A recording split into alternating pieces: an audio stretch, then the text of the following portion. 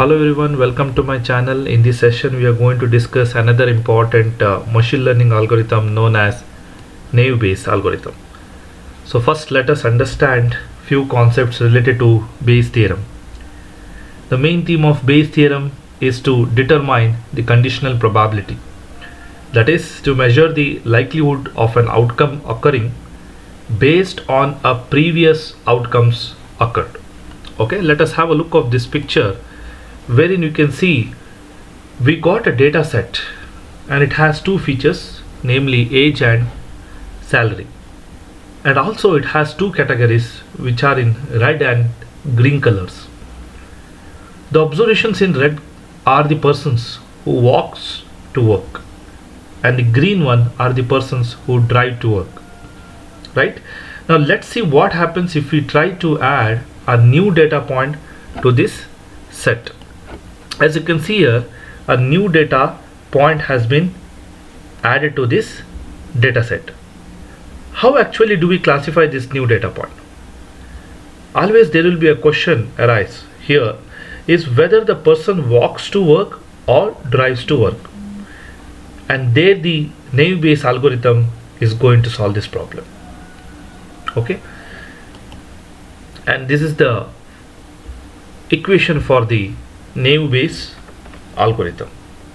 To address this problem, we are going to take Bayes theorem and we are going to apply it twice on the data set. First time we will apply it to find out what is the probability that this person walks. Okay, and here is the equation. Here x are the features of that data points. Now let me take you to this picture and let us understand properly how the observations are going to be recorded based on the new data point here. Here is the new data point. That person has certain age and a certain salary. Okay, so those will be the features of this observation, and based on these observations we are going to find out what is the likelihood that person with those features x. Fine. Now you can see it in the figure 5 here, that P of walks here, P of walks, this is called as the prior probability, and we are going to calculate that first. And the P of walks is determined by number of walkers whole divided by the total observations. Right, number of walkers divided by the total of observations will provide you the prior probability. The next one is the marginal likelihood, that is P of x, and P of x is determined by the equation number of similar observations divided by the total observations. So this will give you the marginal likelihood. Okay, and the third one is the likelihood, and that we are going to determine by number of similar observations among those who work whole divided by the total number of walkers. Okay, after you try to determine all the values of it, we are going to finally estimate the posterior probability, that is P of walks in the distribution x. Okay, and after doing this we are going to have a step 2 where we are going to calculate the probability that somebody drives given those features x, and that we see in our new data point. Okay, the same formula will be applied also for the next observations here. And finally we are going to compare the probability that somebody walks given feature x versus the probability that somebody drives given features x, and from there we will decide which class to put that new data point in. Okay, so by this you can see that the naive Bayes classifier is an probabilistic classifier, because we first classify the probabilities, and based on the probabilities we are going to assign the classes. This is how the naive Bayes algorithm works. Okay, now without delaying, let us try and apply naive Bayes algorithm for our case study. Right, now you can see here that we had taken the same case study on social network ads, wherein we are trying to predict the person who is going to purchase a car based on the age and the salary. Okay, so far we have taken the same data set and applied many other machine learning algorithms and derived its accuracy. Now we will apply naive Bayes algorithm and let us see what is the result we are going to get. Okay, first of all, we have to import all the necessary libraries which are required here. As we know that we require NumPy and pandas. Let us import that first, and we can see here in the console that it has imported successfully. After that, we have to import the dataset. That we can import it through pandas library by invoking read_csv method. This is the name of the CSV file, and we will import it to our framework. And we can see that in the variable explorer we got a data frame by the name dataset, wherein it is clear that the age, estimated salary and the purchase have imported successfully to the framework. Okay, now it's time to split up the data to the matrix of features X and the dependent variable vector Y. Okay, so to do that, we have to import the ilocate, that it is going to locate the index value in the data set and try to split up the data as per the values been given. Now we have, among this data set, we have to take the first two attribute as the independent variable vector and the last attribute as the dependent variable vector. To do that, we have to locate all the rows and all the rows except the last column as the independent variable vector and only the last column as the dependent variable vector. And we can see that values in the variables X and Y. These are age and estimated salary, and this is the purchased column.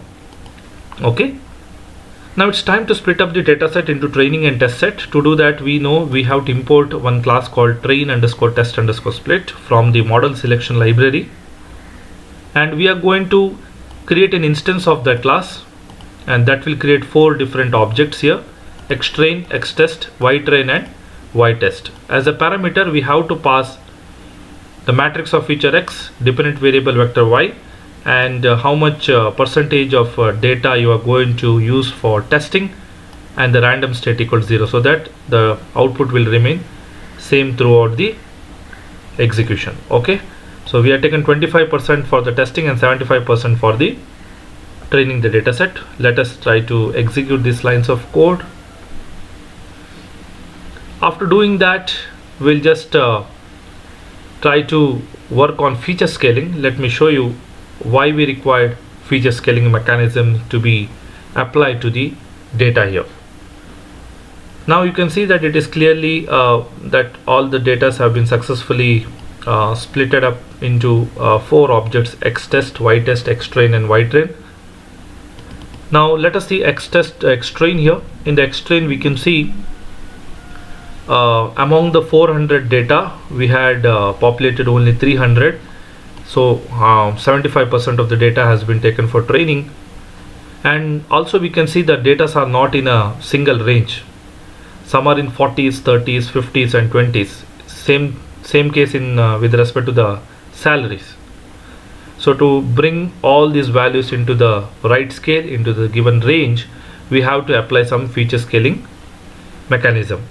And the feature scaling mechanism approach we are going to apply to this problem is standard scaler. Okay, we are applying standardization method to scale our features, and for that we have to import the class called standard scaler, which is imported from the library preprocessing, and we create an instance of that class and store it in an object, and via that object we are going to fit and transform the feature scaling method to the trained data set also we are going to transform it on the test data set. Okay, now after we execute these lines of code, let us see the code data again, so to ensure whether it has properly scaled or not. And you can see it very properly here. All the values are scaled between -3 to +3. That is how the standardization feature scaling mechanism works. Okay, and also you can see it in the estimated salary. Okay, and this is very important because it will try to avoid some misinterpretations by the model at the end. Okay, so to avoid all such kind of problems, we have to apply feature scaling mechanism. It is purely based on the data set what you have. If all the data are in the same range, then no need of applying it. But if you see such data, then definitely it would be a better choice if you can apply feature scaling mechanism. Okay, after we apply feature scaling, we have to build our model. The model what we are going to build today is naive Bayes model on the training set, right? Now it's time to import the class. The class we are going to import here is Gaussian naive Bayes.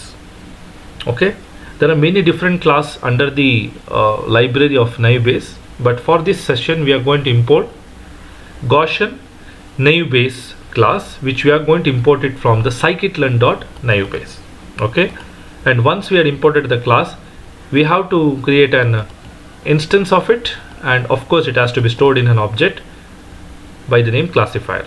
And through that classifier object, we are going to fit the model to the trained data set, that is xtrain and ytrain. So these 3 lines of code will help you in building a naive Bayes model on the trained data set.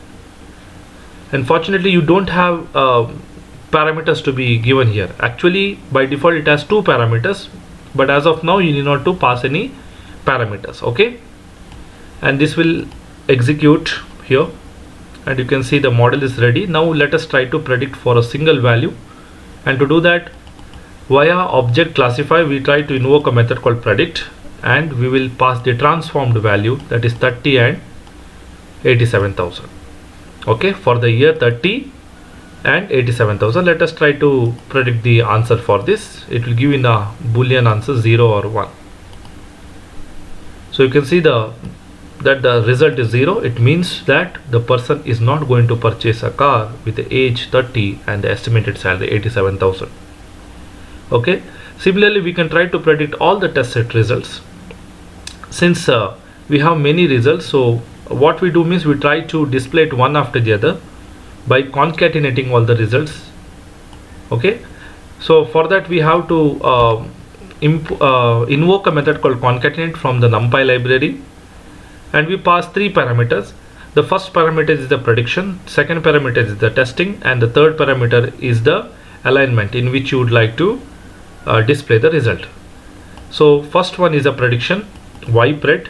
Okay, so what we have done is, since we would like to display the results in a vertical format, we had used the method called reshape, and this one will represent it in a vertical way. Okay, I'll show you the output. At that time you can clearly understand why did I write 1. And similarly in the second parameter, we are applying the y test so that we can try to compare the predicted result with the test results, and similarly the same case with respect to the test also. And last parameter is 1. This will represent the horizontal alignment. Okay, and once we execute these lines of code, we can see that we get all the outputs here for all the test data set, right, that are 100. Okay, this is how the results are displayed here. So these are all the concatenated results in a single array, and of course we can see that the first one is a prediction, second one is a testing here. Okay, and all these things are in a vertical manner, and after one list, you can see the second element in the list is in a horizontal way, one below the other. Okay, if you want one after the other, you can make it 0 in this place, Okay, now finally to go ahead with the performance metrics for the model, we need to know how many right predictions and how many wrong predictions made in the results. So for that we are applying confusion matrix for the model, which we are going to import from the library metrics. Okay, also we will try to determine the accuracy score of the model. To do that, we have to import these two classes.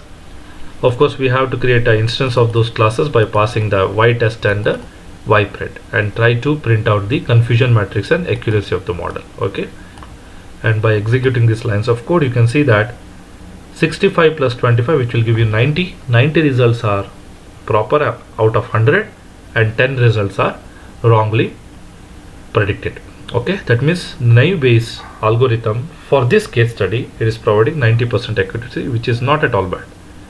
Okay, but it varies with the data set and also the observations what we have, right? So, and the accuracy what we got as 0.9, that means 90% accuracy.